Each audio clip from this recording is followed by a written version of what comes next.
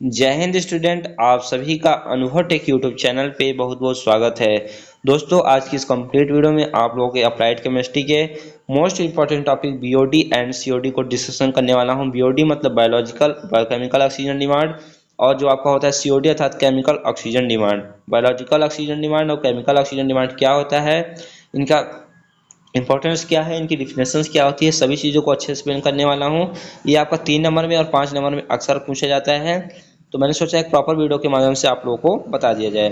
तो देखिए, 1 लीटर इसका जो डिफिनेशन होता है, 1 लीटर जल के नमूने में उपस्थित कार्बनिक पदार्थों का सूक्ष्म जीवों द्वारा 20 डिग्री सेल्सियस पर 5 दिन में पूर्ण रूप से ऑक्सीकरण करने के लिए ऑक्सीजन की जितनी आवश्यकता होती है उसे जैविक ऑक्सीजन डिमांड कहते हैं।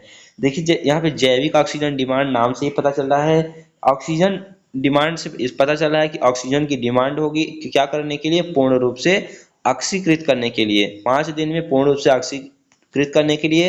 यहाँ पे आपको टेम्परेचर भी याद रखना होगा कि 20 डिग्री पर 5 दिन में पूर्ण रूप से ऑक्सीकृत करने के लिए जितने ऑक्सीजन की सूक्ष्म जीवों द्वारा जितने ऑक्सीजन की आवश्यकता पड़ती है उसे बायोलॉजिकल ऑक्सीजन डिमांड कहते हैं। बीओडी का मान 0.75 से 1.5 मिलीग्राम पर लीटर होनी चाहिए, होता भी है।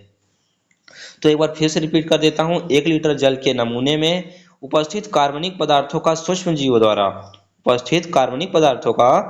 जीवों द्वारा 20 डिग्री सेंटीग्रेड पर 5 दिन में पूर्ण रूप से ऑक्सीकृत करने के लिए जितनी ऑक्सीजन की मात्रा की आवश्यकता होती है उसे क्या कहते हैं, जैविक ऑक्सीजन डिमांड अर्थात बायोलॉजिकल ऑक्सीजन डिमांड कहते हैं।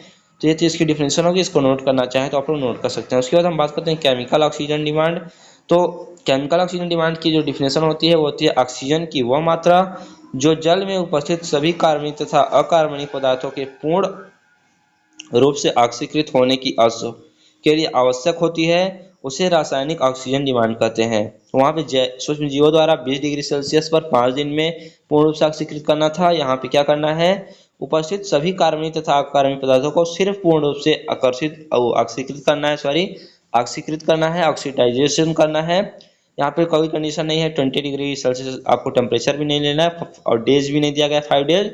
तो आप ये सिंपल है, इसे याद कर सकते हैं। तो क्या होगा इसका, ऑक्सीजन की वह मात्रा जो जल में उपस्थित सभी कार्बनिक तथा अकार्बनिक पदार्थों के पूर्ण रूप से ऑक्सीकृत होने के लिए आवश्यक होती है उसे क्या कहते हैं, केमिकल ऑक्सीजन डिमांड कहते हैं।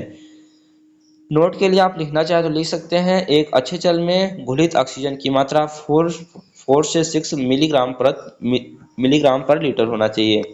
तो इस कंप्लीट वीडियो में मैंने बीओडी और सीओडी को एक्सप्लेन कर दिया है। तो आशा करता हूँ आपको वीडियो अच्छा लगा होगा। इन चीज़ों को आप नोट करना चाहे तो कर सकते हैं, स्क्रीनशॉट लेना चाहे तो ले सकते हैं। तो बाकी मिलते हैं नेक्स्ट वीडियो में नई जानकारी के साथ, तब तक के लिए जुड़े रहिए। Thanks for watching.